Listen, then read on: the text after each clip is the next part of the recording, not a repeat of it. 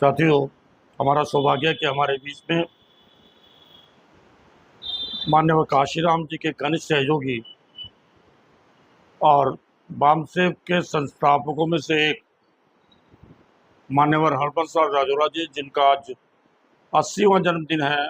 उनका हम जन्मोत्सव के उपलक्ष्य में पहले तो उनको बधाई देते हैं और उनसे उम्मीद करते हैं कि वो हमें अपना आशीर्वाद पर दे और उनके जीवन काल में काशीराम जी कैसे आए, अम्बेडकरिज्म के विषय में कुछ जानकारी दें और जो कल आंदोलन हो रहा है उसके विषय में कुछ जानकारी दें। मान्यवर हरबंस लाल राजौरा, गिदड़वासी। मैं नाम बता दूं, मेरा नाम हरबंस लाल राजौरा है। मैं पंजाब का रहने वाला हूं और मेरी पंजाब गवर्नमेंट की सर्विस 1971 में हो गई और 1980 में मेरी साहब काशीराम जी से भेंट हुई, जब उन्होंने वामसेव का कार्यक्रम चलाया हुआ था। पूना से दिल्ली आ चुके थे और मैंने चंडीगढ़ में अटेंड किया और वो जो कैडर कैंप 2 दिन का मैंने अटेंड किया, मुझे पहली बार ज़िंदगी में लगा कि आधी ज़िंदगी गुलामी में बीत गई। इतना बड़ा मेरा बहुजन समाज है, कहते हैं 85% है, लेकिन सब बिखरा हुआ है। तो ये जब तक एकता नहीं बनेगी, जागरूकता नहीं आएगी, तो हमारी विरासत हमें वापस नहीं मिलेगी। उस दिन के बाद मेरी सेंट्रल गवर्नमेंट की सर्विस हो गई कानपुर, तो मैंने वो काम कानपुर में जाके किया। 2 कैडर कैंप लगवाए, साहब काशीराम जी को कानपुर में बुलाया। जब बीएसपी बन गई 14 अप्रैल 1984 को, तो मैंने पार्लियामेंट का चुनाव कानपुर में लड़ा। तो पंजाब का आदमी कानपुर में पार्लियामेंट का चुनाव लड़ता है, तो इसका मतलब है बाबा साहब की विचारधारा में वो आकर्षण है, वो शक्ति है कि आदमी मान ले तो हार है और ठान ले तो जीत है। और वो इतना काम हुआ, बीएसपी ने रिजल्ट दिया कि हमारे समाज का कोई रिक्शा चलाने वाला भाई भी ये महसूस करता है कि मुझे शासक वर्ग बनना है। ये जागृति जो है, ये वामसेव के द्वारा बीएसपी ने उसको अमली जामा पहनाया। लेकिन अब हम देखते हैं कि इतना बिखराव है, लाखों की संख्या में कैडर है, लेकिन इकट्ठा नहीं है, अलग अलग है। वो अगर इकट्ठा हो जाए तो सरकार की ज़रूरत नहीं है। अभी उन्होंने पार्लियामेंट हाउस से बाबा साहब अम्बेडकर की प्रतिमा को हटा दिया। क्यों? वो जानते हैं ये इकट्ठे नहीं है, शक्ति नहीं है। लेकिन हमें कल 9 तारीख को शक्ति दिखाना है और सरकार को ये पता लगे कि ये जब लोग इकट्ठे हो जाएंगे तो जो मनुवादी है उन लोगों को कहीं छुपने की जगह नहीं मिलेगी। राजौरा साहब, एक सुप्रीम कोर्ट की जजमेंट आई है अभी। हाँ जी, सुप्रीम कोर्ट की एक जजमेंट आई है, कोटे में कोटा। हाँ हाँ। उसके विषय में आप क्या कहना चाहेंगे? उसके विषय में बात ये बात पहले भी चली थी, ये बात पहले भी हुई, मीटिंगें हुई। उसमें ये है कि ये आपस में लड़ाने की साजिश है, एक दूसरे को, भाई से भाई को लड़ाने की साजिश है। उसमें जिनको लालच आ जाएगा, जो स्वार्थ अपना सिद्ध करना चाहेंगे, वो एक दूसरे से लड़ते रहेंगे। बाकी लोग एकता की बात करेंगे। एकता होगी तो शक्ति बनेगी। तो मेरे विचार में सबको एकता बना के और सरकार को मजबूर करना चाहिए कि इस तरह के काम ना कर। मोदी जी भी यहाँ पर मौजूद है और अभी आपने जिस तरीके से निर्माण जी कहा कि सुप्रीम कोर्ट का फैसला आया आरक्षण के विरोध में, तो आपको शायद मालूम नहीं होगा कि आरक्षण की जो याचिका सुप्रीम कोर्ट में दाखिल करने वाले शख्स थे, वो भी एक दलित शख्स। उनका नाम है ओपी शुक्ला जी, जो वाल्मीकि समुदाय से आते हैं और वो कहते हैं मैं जो ये फैसला आया है बहुत सही फैसला है। तो इसके विषय में आप क्या कहेंगे? मैंने अभी बताया कि जब लोग अपने स्वार्थ को देखते हैं तो वो भाई से भाई अलग हो जाते हैं। वो जो क्रीमी लेयर की बात हो रही है उसमें वो अपना बड़ा भाई भी बता रहे हैं, लेकिन वो कह रहे हैं कि उन्हें आरक्षण छोड़ना चाहिए। उसमें ज़रूरत इस बात की है कि जिनको आरक्षण का लाभ नहीं मिला है, वो जब एकजुट होके मांगेंगे नहीं, विरोध करेंगे नहीं, तो जो मनुवादी ताकतें हैं वो तो यही काम पहले भी करती रही हैं, अब भी करती रहेंगी। सर, वाल्मीकि समुदाय जो है निरंतर ये कहता रहा है कि जो उसका हिस्सा था उसकी हकमारी चमार कर गया, जाटव कर गया, जो उत्तर भारत का था महार कर गया और एसटीओ के अंदर मीणा कर गए। तो जो दबे कुचले तो उनकी हिस्सेदारी कुछ जातियां खा गई। लेकिन अगर देखा जाए तो जो आरक्षण दिया गया था बाबा साहब के संविधान के हिसाब से, वो सबको इक्वल दिया गया था बराबर, कि ये इतने परसेंट रिजर्वेशन है और इसमें आप जितने भी SC ST के लोग हैं और वहाँ आए और अपनी योग्यता के हिसाब से जो उनका पैमाना है कि कम से कम ये जो फॉर्मेलिटी है नॉर्म्स पूरे होने चाहिए। अगर आप उनके नॉर्म्स में अगर आप पूरे उतरते हैं तो आप उस नौकरी के लिए आवेदन कर सकते हैं। तो क्यों ऐसा क्यों हुआ कि जाटव समाज ने ही सबसे ज्यादा आवेदन कर, बाकी सारे जो जातियां थी वो पिछड़ी रह गई? अगर हम आपस में झगड़ा करते हैं तो शत्रु का तो मसला हल हो रहा है, उसने इसीलिए तो किया है कि आपस में लड़ते रहें। समझदारी तो ये है कि ये बड़ा काम करने की ज़रूरत है। जब आपके इतने MP बैठे हुए हैं और वो कुछ नहीं बोलते, कुछ नहीं करते, तो बताइए आप नीचे किसी से क्या उम्मीद कर सकते हैं? तो कोई तो ऐसी फोर्स होनी चाहिए जो सबको इकट्ठा करे। नहीं, निर्वाण जी, मेरा एक आपसे सवाल है। मनीष जी, मैं बीच में कहना चाहूँगा, अभी समय आपस में लड़ने का नहीं। अगर हम आपस में लड़े तो ये मनुवादियों की मंशा है वो पूरी हो जाएगी। तो मैं तो OP शुक्ला जी से भी मैंने निवेदन किया था 2 कार्यक्रम के अंदर, अभी ये जातियों का जो वर्गीकरण आप कर रहे हैं वो वर्गीकरण करना उचित नहीं है।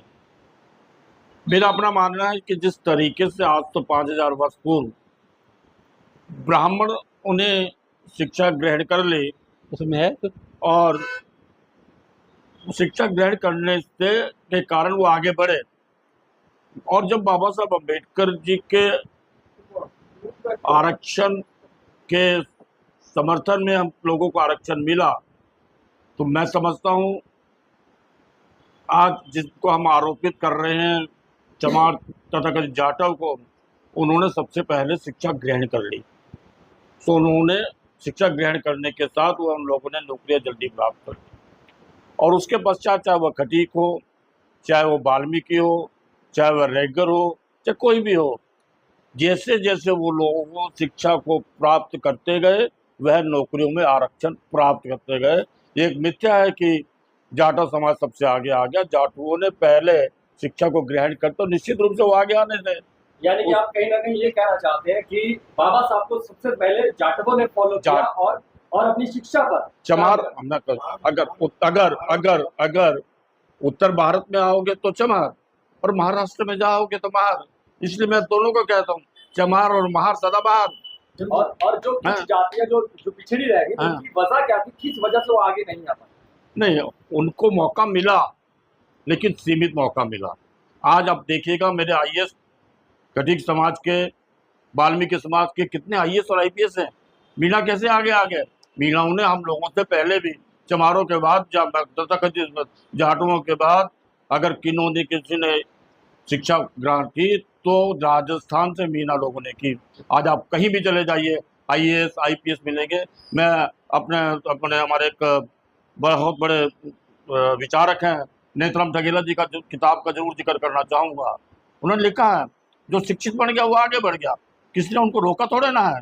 अच्छा, वाल्मीकि समाज में खाड़ा रही है कि हमारे से झाड़ू आज भी हमारे हाथों से छूटी नहीं, तो क्या वजह मानते हैं कि क्यों नहीं छूट पाई है उनके हाथ से झाड़ू? नहीं, झाड़ू नहीं, एक्चुअली में एक परंपरागत व्यवसाय था उनका। उस परंपरागत व्यवसाय को छोड़ने में समय लगता है, और आज देखिए आप जब जैसे जैसे वो शिक्षित होते जा रहे हैं वो उस व्यवसाय को छोड़ते जा रहे हैं। सर, तो फिर इस तरीके के आरोप चमार या जाटव कम्युनिटी पे लगाने का फिर मतलब फिजूल है? नहीं, ये आरोप वो नहीं लगा रहे, जबरदस्ती करवाया जा रहा है उनको, एक व्यक्तिगत महत्वाकांक्षाओं के कारण कहा जा रहा है। मैं शुक्ला जी से बात करता हूँ, वाल्मीकि क्यों नहीं लिखता है, शुक्ला क्यों लिख रहे हैं? वो तो शुक्ला शुक्ला जी लिख रहे हैं, चलिए इस बात पर बाद में आएंगे। लेकिन सबसे पहली बात यह है कि जब जाटव चमार जो था, जो चमड़े का व्यवसाय करता था, उसने अपना व्यवसाय छोड़ के शिक्षा की तरफ बढ़ा और कामों में चला, व्यापार में चला, और अलग अलग माध्यम से बाबा साहब के दिए आरक्षण को उसने लाभ उठाया शिक्षा में जाकर, यानी शिक्षित होकर और अपने पुराने पुश्तैनी काम को छोड़कर। लेकिन बाकी जातियों ने पुश्तैनी काम छोड़ना वाजिब नहीं समझा, ऐसा क्यों? नहीं, छोड़ते चले गए आस्ते आस्ते, जैसे जैसे समय मिला। अब ये आप बाल के खाल उतारने के प्रयत्न करते हैं। और वाल्मीकि समाज आज नहीं, भी नहीं, कहीं ऐसा ना कहीं नहीं। आप देखेंगे हाँ। जो उनका पुश्तैनी काम था वो हाँ। ना छोड़कर आज भी विरोध करते हैं चमारों का, लेकिन नहीं नहीं नहीं नहीं नहीं, कोई वाल्मीकि 1-2-3% हो सकते हैं, लेकिन कोई आपस में किसी का विरोध नहीं कर रहा। पहले तो मैं आपको बताना चाहूँगा। दूसरा, जो 2-4 लोग हैं वो मनुवादियों के शिकंजे में फंस चुके हैं। सर, अभी आपने बार बार कहा चमार जाटव, मैं आपको बताना चाहूँगी 1962 के अंदर जो जन आंदोलन चालू हुआ आरपीआई के माध्यम से, उसके अंदर चमारों के साथ साथ खटीकों ने भी, रैगरों ने भी, मैं 2-4 नाम भी बताना चाहूँगा दिल्ली से। लाला हरिश्चंद्र मौर्य जी आरपीआई के अध्यक्ष हुआ करते थे, डॉक्टर गंगाराम निर्वाण जनरल सेक्रेटरी हुआ करते थे, मान्यवर लक्ष्मीनारायण दोतानिया जी थे जो कि रैगर समाज से थे, मान्यवर दिलीप जी जो वाल्मीकि समाज से थे, डॉक्टर अब्बास मलिक जो मुसलमान समाज से थे, उन सब ने उस आंदोलन के अंदर साथ दिया। और उसी वजह से मैं कहता हूँ आज जो कल जो आंदोलन है, जो बाबा साहब की मूर्ति वहाँ से हटाई गई है, एक घिनौनी हरकत है, उसको पुनः स्थापित करने के जो आंदोलन है, मैं जनता से अपील करूँगा कि कल अर्थात 9 अगस्त को सुबह 10:30 बजे जंतर मंतर में पहुँचें और अपनी ताकत का परिचय दें। मेरा नाम सुशील कुमार बागोरिया है, मैं अध्यापक हूँ निगम के विद्यालयों में। मेन बात जो थी, आपने कहा कि भाई कुछ समाज जो आगे बढ़ गए, जैसे कि हमारे जाटव समाज या दूसरे समाज, वो आगे बढ़ गए, शिक्षा उन्होंने ग्रहण की। हमारे लोगों ने भी प्रयास किया, चाहे वो किसी भी समाज के थे, दलित के थे, चाहे खटीक थे, चाहे रैगर थे, उन्होंने प्रयास किया शिक्षा, परंतु उस समय भी थोड़ी महंगी थी इसमें भी। तो वो लोग ये थे भी पहले हम अपना घर संभालें या हम विद्यालय में पढ़ें, इसलिए उन्होंने पढ़ाई बीच में छोड़ दी। मेरे पिताजी भी श्री लक्ष्मी नारायण बागोरिया जी, वो यही कहा करते थे कि बेटा मैं सिर्फ शिक्षा की वजह से मार खा गया हूँ, नहीं तो कोई मुझे हराने वाला नहीं है। उन्होंने ज़मीनी स्तर से काम किया, बेलदारी मजदूरी, वे आगे बढ़ते गए, ठेकेदारी भी करने लगे। उन्होंने यही कहा कि मैंने सब लोगों को ध्यान से देखा, हर पार्टी के लोगों को, कांग्रेस भी, बीजेपी, सब, वो यही कहते थे कि हमें सबकी हेल्प करनी है। कि मैं पढ़ा लिखा नहीं था इसलिए मैं राजनीति में नहीं जा सका, परंतु मैं चाहता हूँ कि हमारा समाज सारा पढ़े, आगे बढ़े। जैसे डॉक्टर भीम ने कहा, बिना शिक्षा के कुछ भी प्राप्ति नहीं है, सारी संसार की प्राप्ति शिक्षा से ही है, तो शिक्षा जरूरी है। दूसरा, हमें दुर्व्यसन छोड़ने होंगे। मेरे पिताजी यही कहा करते थे कि बेटा हमने कोई ऐप नहीं किया, हमारे बच्चे भी ना करें, तो हम भी कोई ऐप नहीं करते, पान बीड़ी गुटखा शराब कुछ नहीं लेते। तो मैं अपने समाज के लोगों से यही कहना चाहूँगा, चाहे वे किसी भी समाज से हो, खटीक हो, चमार हो, बहार हो या वाल्मीकि हो, कोई भी समाज हो, सबको सबसे पहले अपने घर से स्वयं से शुरुआत करनी है कि तो व्यसन छोड़ो, दारू पान बीड़ी गुटखा ये सब छोड़ दो, यही सबसे बड़ा नुकसान करती है, यही जातियों में बांटती है। आप जो कह रहे हैं कि भाई वो खड़े हो गए या दूसरे, उनको पैसे दे दिए जाते हैं, वे नशे में जाते हैं, बेहोशी की दवाई ले लेते हैं और जहाँ को वहाँ ठप्पा लगा देते हैं। तो इससे किसका नुकसान हुआ? हम अपने लोगों का नुकसान करें, अपने लोगों को हरा रहे हैं हम। पहले उनको यही समझ दो, और उसकी शुरुआत घर से करनी पड़ेगी। महिला शक्ति, एक महिला आती है, पढ़ी लिखी होती है, वो संभालती है, एक नहीं 1000 घरों को संभालती है, वो अपने परिवार को भी, उनको भी। तो हमें महिलाओं को सबसे पहले घर में और बाहर उचित नेतृत्व देना पड़ेगा, उनको लाना पड़ेगा। सबसे पहले महिला मांगती है सुरक्षा, कि मैं जा रही हूँ, मैं कल बाहर नहीं निकली घर से, अनेक तरह के लोग होंगे, कहीं घूंघट करना पड़ेगा, नहीं, इस प्रथा को भी छोड़ना पड़ेगा हमें। घूंघट हमारी प्रथा नहीं है, ये सब छोड़ो, उनको शिक्षा दो, उन्हें आगे बढ़ने के अवसर दो, चाहे खेल में दो, चाहे शिक्षा में दो, उन्हें आगे बढ़ाओ, तभी वे हर मंच पे आएंगी, आपके हर आंदोलन में आएंगी। सबसे पहले सुरक्षा, हम कहते हैं, हम उन्हें अपनी, चाहे कार हो, चाहे मेट्रो हो, चाहे बस हो, उन्हें हम लेके आएंगे, एक की बजाय 5, 7, 10 को लाएंगे, किराया हम देंगे।